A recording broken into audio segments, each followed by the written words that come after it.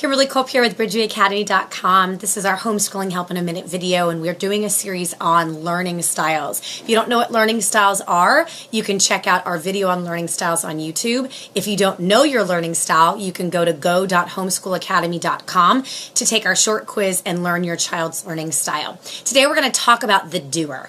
If you have a kinesthetic learner, a doer, you probably know it. This is the kind of kid that can't sit still, that has to be physically involved in what they're doing. Somehow their body is always moving. They learn best through experimentation, through play. They love sports and being outside. They love engaging their entire body in the learning process. And that's good for them because that's the best way that their brain learns. What's important to remember about a doer? You've got to give them space to roam and move and learn.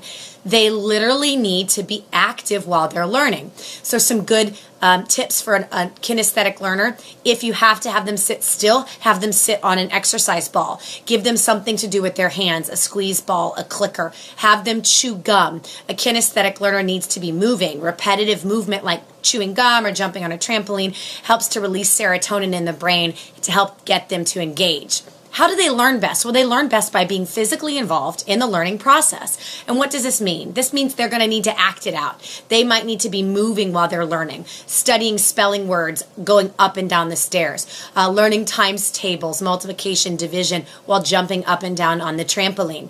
It also means you need to think through, as their teacher and parent, how to engage their body in lessons. This is easy in science. You do start with experimentation, start with the involvement first, and then move on to the actual learning. It's not so easy with math, social studies, and language arts. And so what you really need to do is think about how you can get your child's body involved before you start the lesson. If you're doing spelling, consider doing spelling hopscotch, where your child has to jump from letter to letter to do their sight words.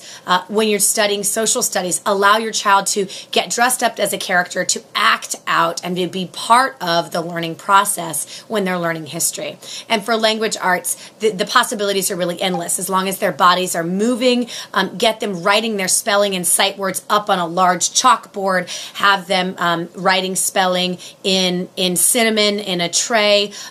During reading, have them read aloud and act things out as a family. The possibilities are really endless with a kinesthetic learner, but what they need most is the ability, the freedom, and the encouragement to move while learning. For some of us, this is easier than others because we understand that.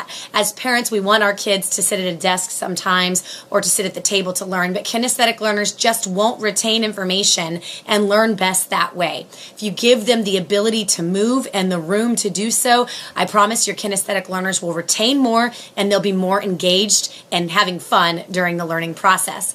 I'm Kimberly with your Homeschooling Help in a Minute video. This has been on kinesthetic learners. If you want to know your child's learning style, maybe you even want to know your learning style, you can go to go.homeschoolacademy.com.